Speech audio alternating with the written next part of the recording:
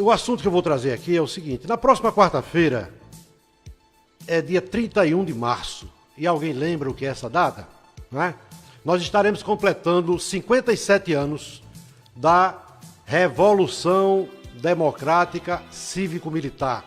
Ninguém é obrigado a concordar com o termo que eu estou usando para o que chamam de golpe militar. Revolução Democrática Cívico-Militar, que muitos insistem em chamar de golpe militar, e que teria instituído uma ditadura no país. Meus caros amigos, existe muita desinformação sobre esse episódio político e histórico, onde se tenta construir uma narrativa que não corresponde à realidade dos fatos. É preciso, meus amigos, que se analise esse assunto à luz da verdade, para não cometermos injustiças com a verdadeira história. Com a verdadeira história. Vamos aqui, parei para tomar um copinho d'água. Vamos aqui mostrar que não houve golpe, e sim uma revolução democrática realizada pelo povo, pelas multidões, pelas famílias, pelas mulheres e até pela Igreja Católica, que pediam a cassação do mandato do então presidente João Goulart, devido à verdadeira bagunça em que se encontrava o país, na iminência da implantação do sistema comunista. O Brasil se preparava, através de João Goulart, de Leonel Brizola, de Miguel Arraes e tantos outros esquerdistas, para implantarem no país o sistema comunista, né? Uma das formas mais eficientes de se pesquisar sobre esses fatos é consultar os jornais da época, que publicaram reportagens sobre essas manifestações populares em defesa da intervenção militar. Aqui eu vou citar algumas manchetes. O jornal Correio da Manhã estampou em sua capa uma matéria cujo título dizia: Marcha da Família durou 4 horas, e ilustrou essa matéria com a publicação de uma grandiosa fotografia da multidão na Avenida Paulista em clamor pela intervenção. Então, isso é um fato registrado, está lá, jornal da época, jornal Correio da Manhã, né? Jornal do Brasil também publicou, mostrou que o povo brasileiro foi às ruas pedir intervenção, realizando uma passeata com mais de 500 mil pessoas em São Paulo em defesa do regime militar. O jornal O Dia também traz da época uma matéria com o título em letras garrafais, onde afirma: fabulosa demonstração de repulsa ao comunismo, mais de 1 milhão de pessoas na Marcha da Família com Deus e pela Liberdade. Meus amigos, prestem bem atenção, vamos ter calma, não vamos aqui querer me acusar de direitista, não é? De conservador, posso ser tudo isso, mas aqui eu estou trazendo fatos históricos, registros. E quando nos aprofundamos um pouquinho nesse assunto, nós verificamos que a Revolução de 1964 foi uma exigência da população, que não aceitava o comunismo como forma de governo. As mulheres pediam calorosamente o restabelecimento da ordem. Os empresários temiam o confisco de seus negócios. Toda a sociedade assustada com a perda total de seus patrimônios. Era esse o quadro terrível que se assistia naquele momento. E o movimento popular em defesa de uma intervenção era apoiado por toda a mídia, que clamava a presença militar no governo para restabelecer a ordem. A igreja, da mesma forma, defendia a intervenção militar. A Ordem dos Advogados do Brasil, pasmem, e a Associação Brasileira de Imprensa eram instituições das mais exaltadas na defesa dos militares.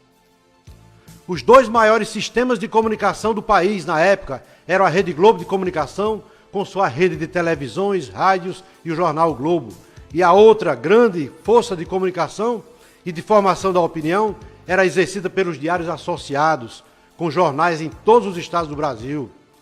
A Rede Globo era liderada pelo jornalista Roberto Marinho, e os diários associados presididos pelo jornalista Assis Chateaubriand.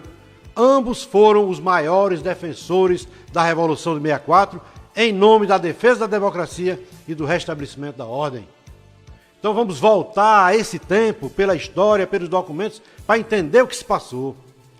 Acontece que, diante de tanta manifestação popular e do nítido desejo da sociedade em cassar o mandato do presidente João Goulart, desejo esse demonstrado nas ruas, o Congresso atendeu a esse anseio do povo no dia 2 de abril, concretizando a cassação por maioria de votos dos deputados e senadores. Maioria de votos dos deputados e senadores. Portanto, democraticamente. Esse mesmo Congresso, 7 dias depois, ou seja, no dia 9 de abril, né, elegeu, durante esse intervalo de 7 dias, assumiu a presidência da República o presidente do Senado. E no dia 9 de abril, esse mesmo Congresso elegeu o general Humberto de Alencar Castelo Branco para a presidência da República. Portanto, os militares não tomaram o poder, como dizem, não tomaram o poder como querem dizer. Foi o próprio Congresso Nacional que, constitucionalmente, entregou o governo do país aos militares como uma missão a ser cumprida em nome de todos os brasileiros. Os militares assumiram como quem assume uma missão para botar ordem na casa.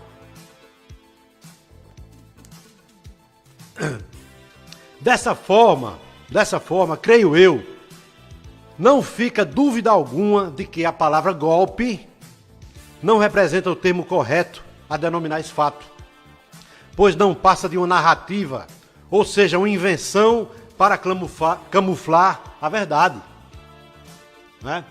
Utilizaram essa palavra golpe, massificaram como essa palavra e se tornou como que realidade fosse, mas não foi realidade. Pelo menos se alguém equivocadamente ainda insistir em aceitar a versão do suposto golpe, não poderá jamais acrescentar a palavra militar, golpe militar, pois o pseudo-golpe foi uma eleição democrática realizada pelos legítimos representantes do povo, os integrantes do Congresso Nacional, onde a Constituição diz que todo poder emana do povo, todo poder emana do povo, e emana do povo através dos seus representantes legítimos. O resto é fantasia. E vamos em frente, vamos em frente. Agora, nesse momento, nós vamos dirimir as dúvidas de quem acredita ou mesmo divulga por conveniência que o Brasil viveu um período de ditadura. Primeiramente, precisamos entender como funciona uma ditadura e compararmos com o que vivemos no período do regime militar democrático. Primeira pergunta que eu faço: quem foi o ditador do Brasil naquela época? Quem foi o ditador do Brasil naquela época? Para se ter uma ditadura, é preciso que se tenha um ditador. Então eu pergunto, quem foi o ditador do Brasil naquela época? Resposta: eu mesmo dou. Não tivemos nenhum ditador, mas sim 5 presidentes militares que foram eleitos democraticamente pelos legítimos representantes do povo para cumprir um mandato por tempo específico e não eternos como são os ditadores. Houve uma alternância de mandatários e isso de cara descaracteriza totalmente a ideia totalitarista de uma ditadura.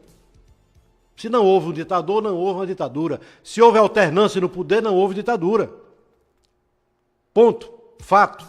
Na realidade, o que houve, meus amigos, foi uma ruptura temporária da forma de escolha para o comando do poder executivo nas esferas federal e estaduais, em nome da ordem e do progresso, instituindo-se para esses cargos a eleição indireta, formulada pelos representantes do povo. Eleições indiretas realizadas pelo Congresso Nacional para o presidente da República, que elegia o Congresso Nacional, quem elegia o presidente da República, e as Assembleias Legislativas, que elegia os governadores.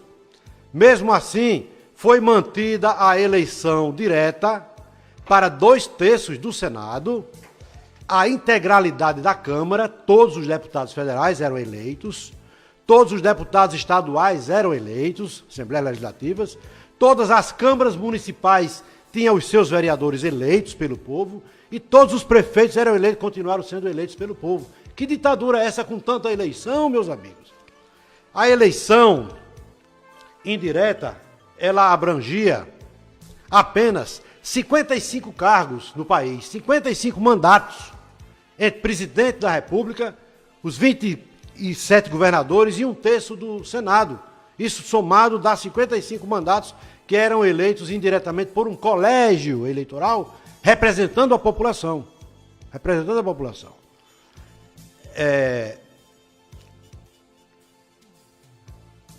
Isso no país inteiro. Enquanto era, na mesma época, mantida a eleição direta pelo voto popular, para cerca de 70 mil mandatos. 70 mil mandatos no país, entre senadores, os 2/3 restantes, totalidade dos deputados federais, dos deputados estaduais, dos prefeitos e vereadores, totalizando em torno de 70 mil cargos eleitos pelo povo. Que ditadura é essa, meus amigos?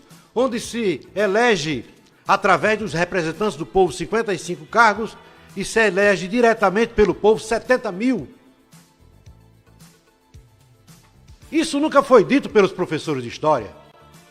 Isso sempre foi escondido e traçado, né, e tratado uma narrativa para enganar a população de algo que não foi da forma como dizem. Estou apenas aqui para esclarecer com dados, com fatos, com estatísticas. O regime militar democrático não foi perfeito. Não foi perfeito, tenho aqui a dizer, não foi perfeito. Mas foi um remédio amargo para evitar muitas mazelas que teríamos sofrido se não tivesse sido implantado esse regime. Poderíamos hoje estar vivendo o que vivem os cubanos há mais de 50 anos. Poderíamos hoje estar vivendo o que vivem os venezuelanos há menos de uma década. E poderíamos estar vivendo também o que começa a viver os argentinos mais recentemente, com a transformação do seu regime democrático em um regime socialista.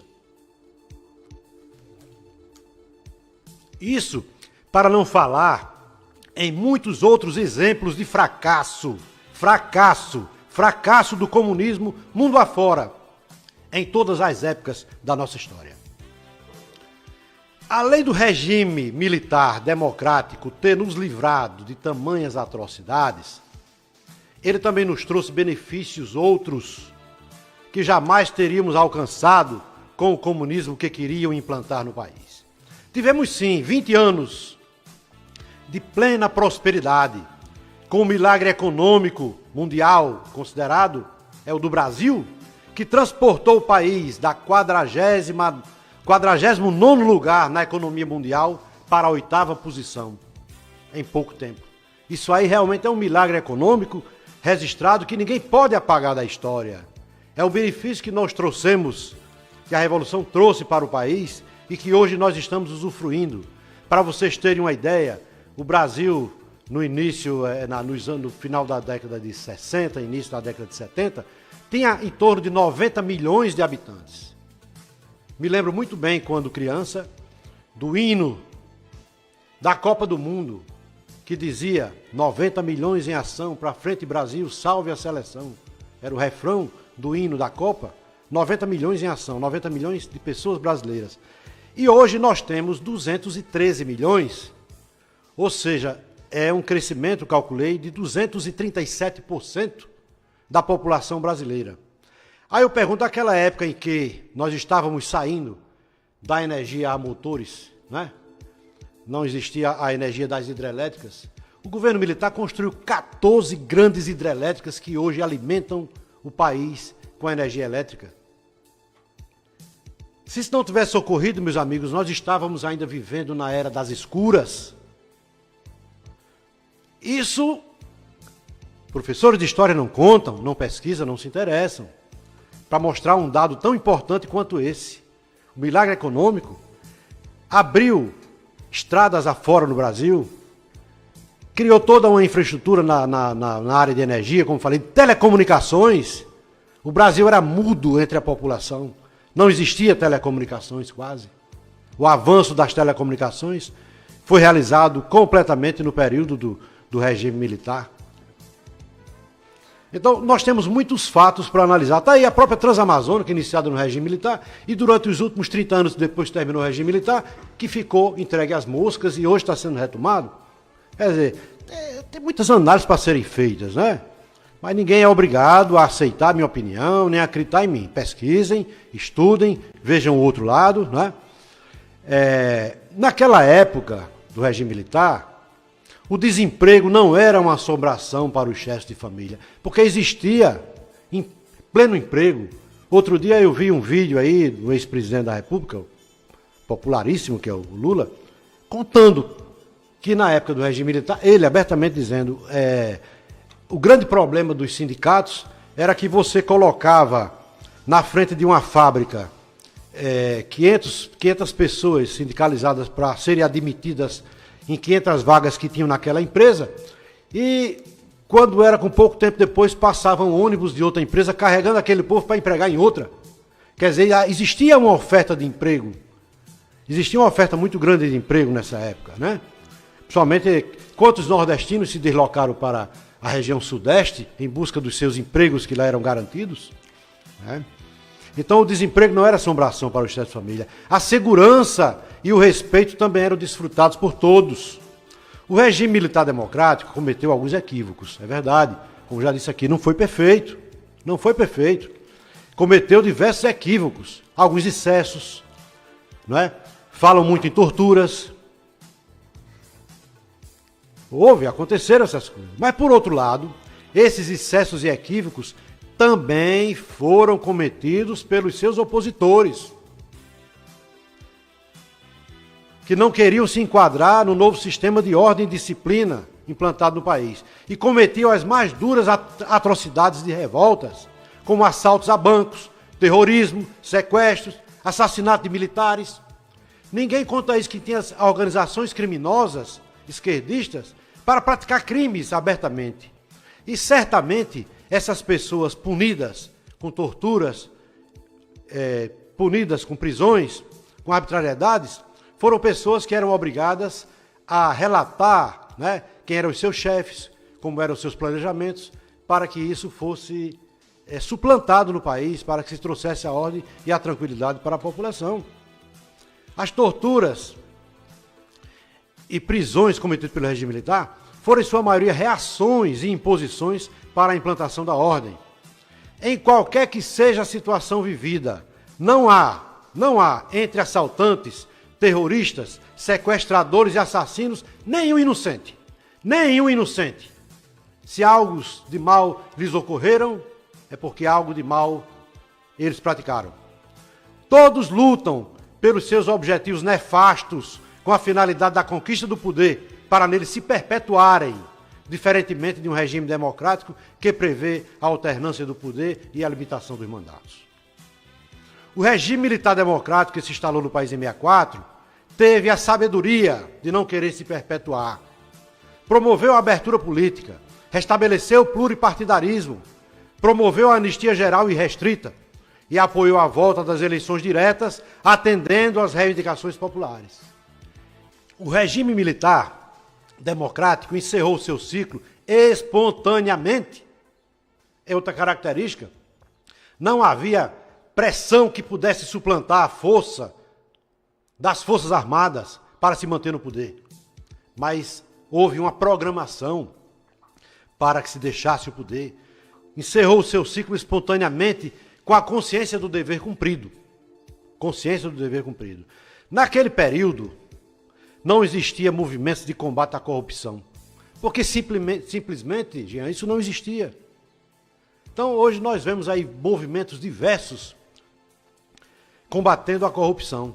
Existia movimentos nas ruas pedindo a questão de fim da censura, porque havia abusos, né? Existiam movimentos pedindo o restabelecimento das eleições gerais, mas jamais houve uma combatendo corrupção, porque não existia corrupção. A verdade é que, apesar do comando do governo ser exercido por um militar, a quase totalidade dos membros do governo eram civis, né? Eram civis, escolhidos tecnicamente pelo reconhecimento de suas capacidades. E a prova maior disso tudo é que todos os 5 presidentes militares deixaram a presidência e passaram a viver uma vida modesta com os padrões, uma vida muito modesta para os padrões de quem exerceu a mais alta função do país. Não se ouve falar de nenhum tipo de riqueza esbanjada por nenhum deles. E para provar o que digo, apresento um pequeno histórico do final de vida de todos eles. Quando Castelo Branco, que foi o primeiro presidente do regime, morreu em um desastre de avião, no exercício da presidência, O seu patrimônio imobiliário era composto apenas de um apartamento em Ipanema. Tá? Costa e Silva, segundo presidente que substituiu o Castelo Branco, ele, quando acometido de um derrame cerebral, já sem ser presidente, ele recebeu de favor, o privilégio de viver seus últimos dias no Palácio das Laranjeiras, deixando para a viúva apenas uma pensão de militar da reserva e um apartamento em construção em Copacabana. Seu patrimônio do segundo presidente da República. Garrasta Azul Médici dispunha apenas como herança de família de uma fazenda de gado em Bagé, mas quando adoeceu, não teve nem condições de fazer um tratamento médico particular, tendo que ser internado no Hospital da Aeronáutica. Ernesto Geisel, antes de assumir a presidência da República, comprou um sítio em Teresópolis que a filha teve que vender para poder manterem-se num apartamento de 3 quartos e sala no Rio de Janeiro. João Batista de Figueiredo, o último, não aguentou manter as despesas do seu sítio Dragão, tendo que vender primeiro os cavalos e depois a própria propriedade. Sua viúva ficou apenas com um apartamento em São Conrado que os filhos colocaram à venda. Então essa é a história do final de vida desses homens que foram presidentes da República durante o regime militar, né? E eu não preciso aqui acrescentar nenhum tipo de comentário sobre os demais ex-presidentes do período pós-regime militar, nem tampouco fazer comparações de seus respectivos patrimônios em relação aos seus antecessores. Apenas quero lembrar os seus nomes, para refrescarmos nossa memória, e o próprio ouvinte poderá se dar o trabalho de pesquisar e comparar. Nós tivemos José Sarney como primeiro presidente civil, que foi eleito como vice de Tancredo, ainda no sistema de eleição indireta. Quer dizer, a eleição indireta não serviu só para os militares, não. O primeiro presidente após os militares também foi eleito indiretamente, foi Tancredo Neves. Foi eleito pelo Congresso, tendo Sarney como vice, né? Ou seja, o Tancredo, junto com o Sarney, foram eleitos do mesmo jeitinho dos militares. Depois, o primeiro presidente eleito em eleições diretas foi Fernando Collor de Mello, que não cumpriu o mandato inteiro porque foi cassado por corrupção, tendo assumido a presidência o vice-presidente Itamar Franco. Em seguida foi eleito o presidente Fernando Henrique Cardoso, que inaugurou a era da compra de parlamentares. Quem lembra disso, da pasta rosa, da compra de parlamentares, né? E ele, com isso, instituiu a reeleição, ficando no poder por 8 anos. Nenhum presidente militar ficou mais do que 5 anos. Alguns 5, outros 4, né? Que mudou o tempo de mandato durante o período. Lembro que nenhum militar repetiu o mandato também, não houve reeleição para militar, né? Depois de Fernando Henrique, tivemos o início da era petista, que durou em torno de 14 anos. Mas sobre esse período, que é um capítulo à parte, como também o atual, não farei hoje qualquer tipo de comentário, por tratar-se de um assunto contemporâneo, portanto vivenciado por todos nós, e assim sendo, não precisamos nos valer de pesquisa histórica para termos uma opinião sobre isso. Cada um pode formar a sua, fazendo suas próprias pesquisas, né? Cada um pode ter a sua própria visão e as verdades estão aí, disponíveis e acessíveis e vivenciadas. A verdade real, meus amigos, é que toda moeda tem 2 lados. Toda moeda tem 2 lados. E ambos os lados são imprescindíveis para o seu valor. Respeito a opinião de quem não concorde comigo, mas estou baseado em pesquisa e fatos concretos. Quero agradecer a audiência, né? Quero agradecer a atenção dos ouvintes para um fato histórico da maior relevância, da maior importância para a nossa cultura, para o nosso conhecimento, para não estarmos aí conversando nas esquinas besteiras e defendendo muitas vezes coisas que nós não conhecemos.